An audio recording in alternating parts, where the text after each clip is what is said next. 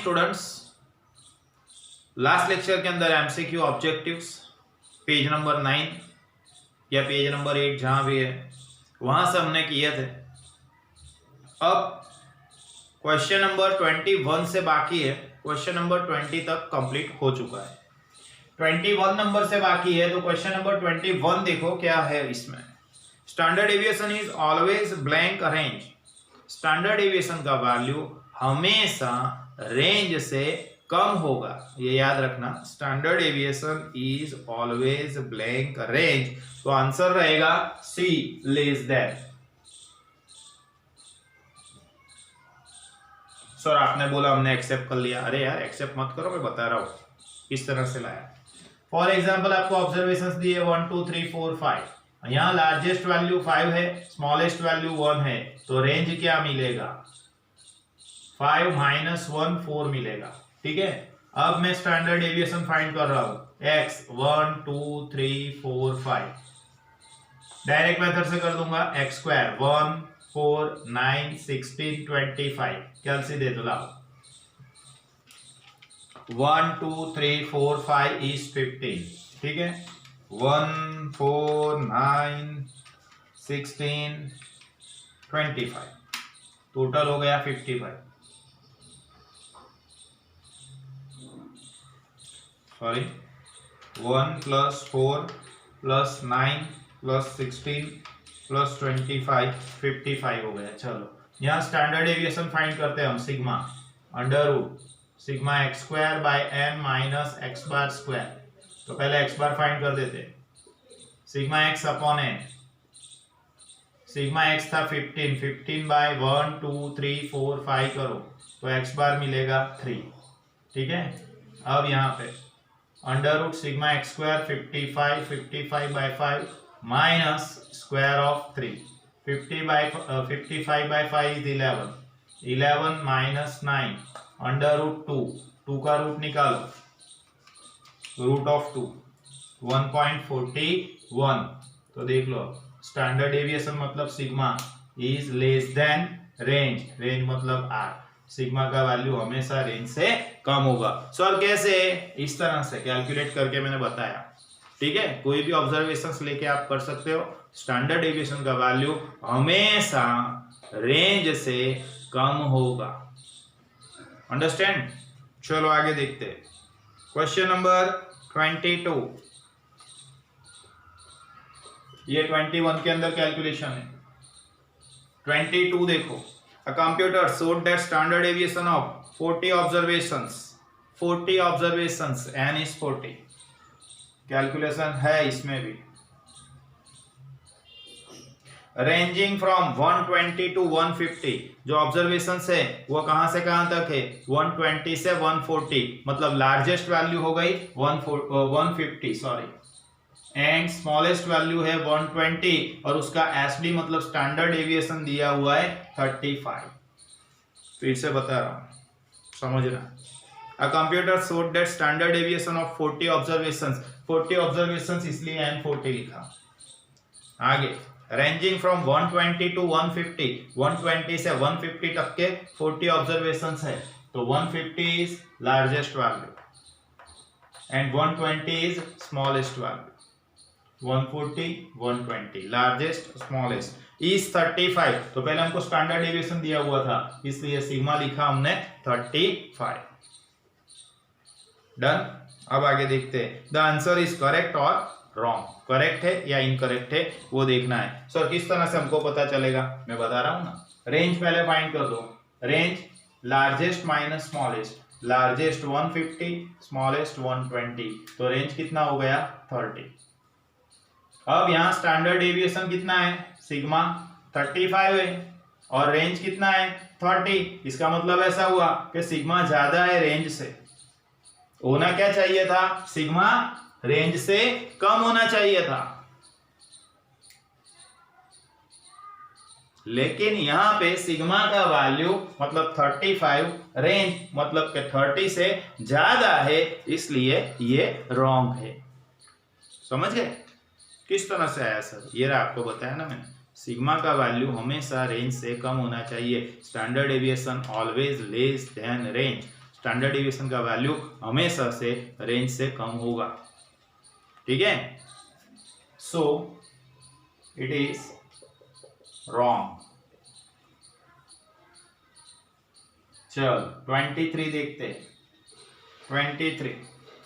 25% of a distribution are items of a distribution are less than 10 and 25% are more than 40। अब एक side पे दिया है हमको लेस देन और एक साइड पे दिया है मोर देन। ठीक है, तो लेस देन 10 उसको लिखेंगे हम P25 is 10 and 25% are more than 40 तो उसको लिखेंगे हम P75 है 40। सर ये किस तरह से, मैंने अभी बीच में बताया था आपको 0 या 25 50 75 एंड 100। तो यहाँ हमको वैल्यू मिलता है P25 का, यहाँ मिलता है P75 का। सेंट्रल और मिडल 50% ऑफ ऑब्जर्वेशन वाले क्वेश्चन में देखा था, बराबर है। तो 25% वैल्यूज आर लेस देन 10, 25% अवलोकनो 10 થી ઓછા છે, मतलब P25 हमने 10 लिखा। And 25% of the observations are more than 40, 25% अवलोकनो जे छे ए 40 થી વધારે છે, વધારે ग्रेटर देन इस साइड के हुए, इसलिए वहां P75 लिखना है। सो आपको पता है P25 मतलब Q1 is 10 एंड P75 मतलब Q3 is 40।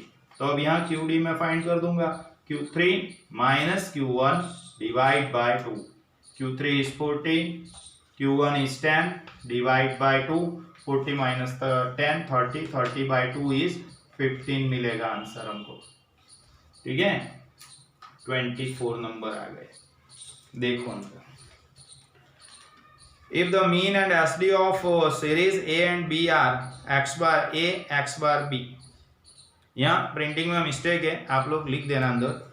सबसे पहले x bar A and x bar B, ये तो आपको दिया हुआ है। x bar A is 15.0 and x bar B is 20.0। फिर बाद में ये नहीं दिया है sigma A standard deviation and sigma B, तो ये आप लोग लिख देना, ये लाइन x बार B के बाद में ये लिख देना, sigma A is 5 and sigma B is 6। अब क्या करना है, which of the series is more consistent, कौन सा सीरीज ज्यादा कंसिस्टेंट है।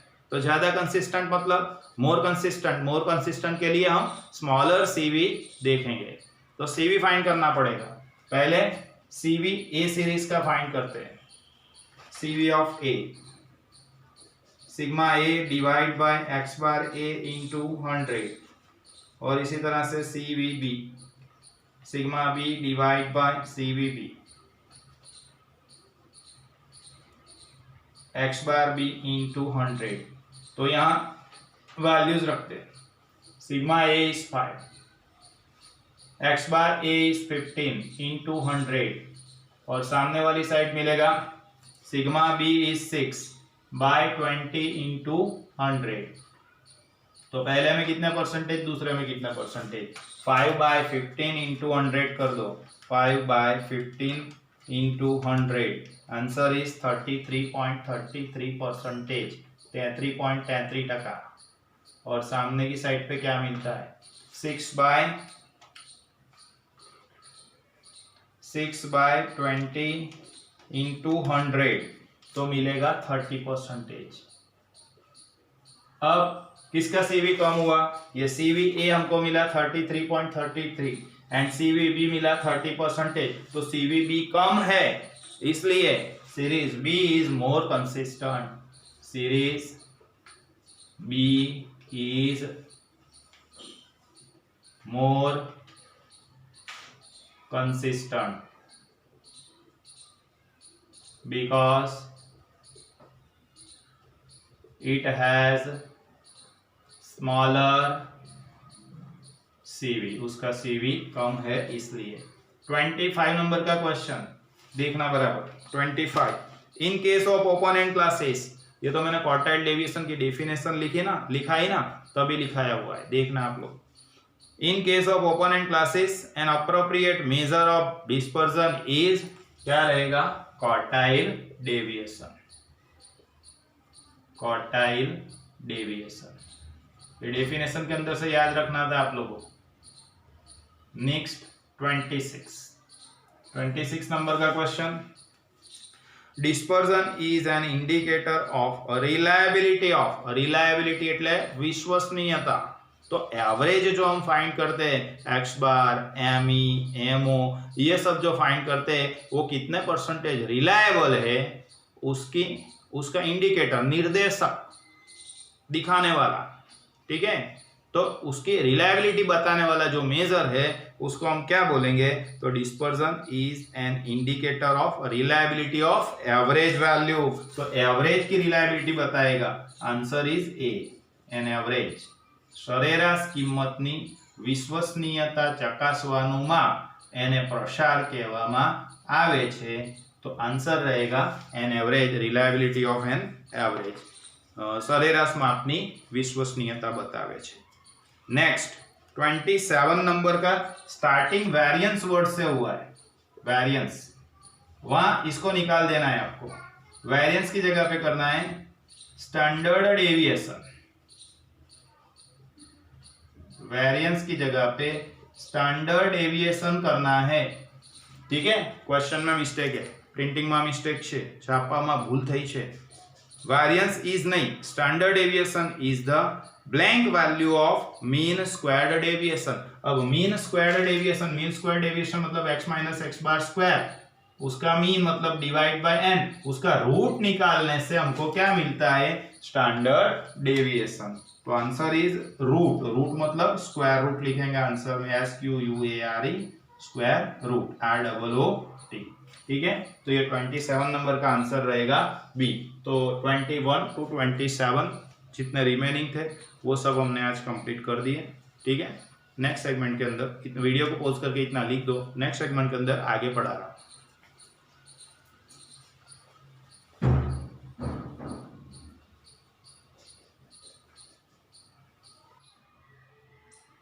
चलो देखो, मेजर ऑफ डिस्पर्जन के अंदर मोस्ट इंपॉर्टेंट थियरी का क्वेश्चन, जैसे मेजर ऑफ सेंट्रल टेंडेंसी के अंदर हमने एक मोस्ट इंपॉर्टेंट थियरी का क्वेश्चन देखा था, mathematical properties of arithmetic mean, और उसके बेस पे सम्स भी किए थे, दाखला पण गणेला, बराबर છે। अब mathematical properties of standard deviation, प्रमाणित विचलनना गाणितिक गुणधर्मो जोवाना છે बेटा। चलो 2 पॉइंट्स तो मैंने कल बता दिए थे आपको, फिर भी अंदर देख लेते हैं हम। The standard deviation is independent of change of origin. Independent એટલે નિરપેક્ષ, મુક્ત, સ્વતંત્ર એવો અર્થ થાય। चेंज ऑफ ओरिजिन એટલે ઉગમ બિંદુ પરિવર્તન।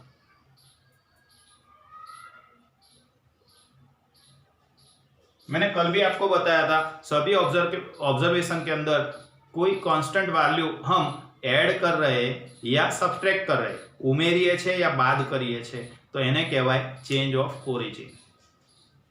या किसी वैल्यू, कोई एक वैल्यू सभी वैल्यूज के अंदर मल्टीप्लाई कर रहे या डिवाइड कर रहे, तो उसको बोलेंगे चेंज ऑफ स्केल। तो मैंने कल भी बताया था आपको कि प्लस या माइनस किया होगा तो स्टैंडर्ड डेविएशन या किसी भी मेजर ऑफ डिस्पर्जन के ऊपर उसकी इफेक्ट नहीं आएगी। हाँ, मल्टीप्लाई किया है या डिवाइड किया है तो उसकी इफेक्ट हमको देना पड़ेगी, ठीक है। तो first point, the SD is independent of change of origin. Plus और माइनस हमने किया है, तो स्टैंडर्ड डेविएशन की वैल्यू के ऊपर कोई चेंज होने वाला नहीं है, ठीक है, कारण के उगम बिंदु परिवर्तन थी निरपेक्ष थे। फॉर एग्जाम्पल मैं बता रहा हूं आपको, SD of 10 observation is 2.5 if 7 is added to each value, what is new SD, नया एसडी क्या होगा, ठीक है। क्वेश्चन में SD of 10 observation that is an 10 होगा, एसडी सिग्मा इज 2.5 होगा। अब 7 is added to each value, 7 is added to each value, सभी वैल्यू के अंदर 7 को ऐड करना है। तो न्यू एसडी कितना मिलेगा? तो न्यू एसडी सिग्मा हमको मिलेगा 2.5, कोई चेंज नहीं होगा। वाई, क्यों चेंज नहीं हो रहा है? क्यों? क्योंकि यहाँ मैंने लिखा है the SD is independent of change of origin. Change of origin plus या माइनस करने से एसडी का वैल्यू नहीं बदलता है। समझ गए? ठीक है ना। सेकंड पॉइंट देखो, the SD is dependent on change of scale. Change of scale पे डिपेंडेंट है, मतलब अगर आपने मल्टीप्लाई किया है या डिवाइड किया है तो उसका इफेक्ट देना पड़ेगा। For example, SD of 25 items is 15 if each observation is divided by 5. What is new SD? नया SD कितना मिलेगा? चलो क्वेश्चन मार्क देखते हैं। 25 आइटम्स तो N25 लिखेंगे और उसका SD सिग्मा 15 है। ठीक है, divide each observation is divided by 5, सभी ऑब्जर्वेशन को 5 से डिवाइड करना है। तो न्यू एसडी मुझे मिलेगा, पहले से 15 था, 5 से डिवाइड किया, 15/5 तो 3 मिलेगा। इसका मतलब क्या हो गया? तो प्लस या माइनस किया होगा तो उसकी इफेक्ट नहीं आएगी नए एसडी पे, लेकिन मल्टीप्लाई या डिवाइड किया होगा तो हमेशा उसकी इफेक्ट आएगी। क्यों ऐसा होता है? क्योंकि चेंज ऑफ ओरिजिन से इंडिपेंडेंट है और चेंज ऑफ स्केल पर डिपेंडेंट है।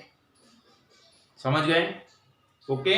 नाउ थर्ड पॉइंट में कुछ है नहीं, कंबाइंड एसडी का फॉर्मूला है। ये तो हमने देख लिया और इसके बहुत सारे सम्स भी किए, लगभग मेरे ख्याल से 7 या 8 सम्स थे कंबाइंड स्टैंडर्ड डेविएशन के। तो बस वो कंबाइंड स्टैंडर्ड डेविएशन का फॉर्मूला है n1 sigma 1 square plus d1 square in bracket n2 plus sigma 2 square d2 square in bracket divide by n1 plus n2।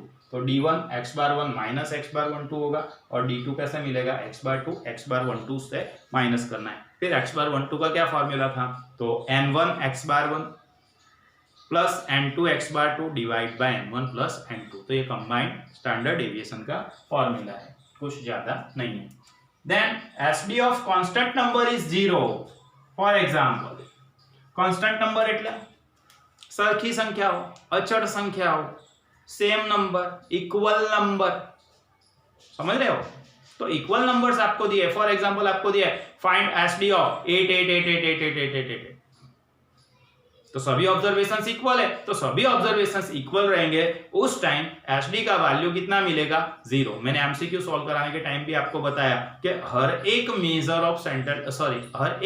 Of dispersion 0 मिलेगा और हर एक मेजर ऑफ सेंट्रल टेंडेंसी वही number मिलेगा।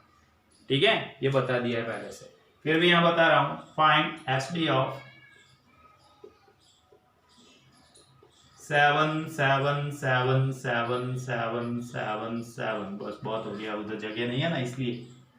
चल इसका SD find करना है तो यहां डायरेक्टली लिख दूंगा एसडी इक्वल टू 0। आगे कोई कैलकुलेशन नहीं करना है, एमसीक्यू के अंदर आता है equal numbers, same numbers, constant number, उसका एसडी क्या होगा? तो 0 होगा। समझे? ठीक है, चलो then last point, SD of first n natural number. पहले n नेचुरल नंबर का एसडी क्या मिलेगा? तो √n² - 1 अपॉन 12 मिलेगा। √n² - 1 अपॉन 12, जैसा कि आपको बोला है फाइंड एसडी फॉर 1 to 40, 1 से 40 का एसडी हमको फाइंड करना है। तो हमारे पास ऑब्जर्वेशन है 1 2 3 4 डैश डैश करके 40 तक। ठीक है, तो 1 से शुरू हो रहा है, 1 से 1 થી શરૂ થાય છે, तो 1 से जो शुरू होते हैं उस नंबर्स को हम क्या बोलते हैं? Natural numbers. गुजराती में આપણે એને કહેતા હતા प्राकृतिक संख्याओं। ठीक है, 1 2 3 डैश डैश करके कहां तक होगा?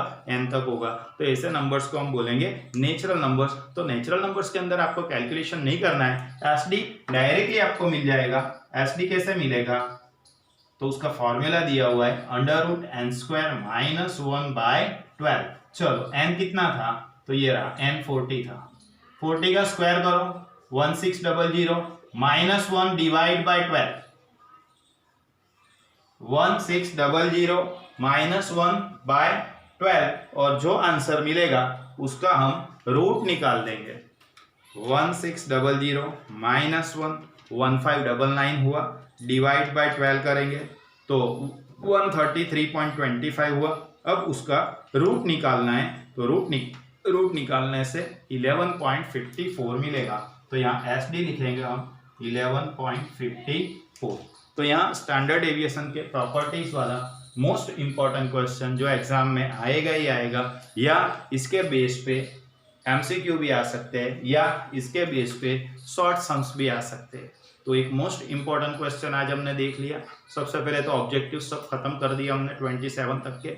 उसके बाद एक most important question number 8, state the mathematical properties of standard deviation, ये वाला क्वेश्चन भी कंप्लीट कर दिया। ठीक है, तो नेक्स्ट लेक्चर में मिलते हैं बेटा। Bye everyone.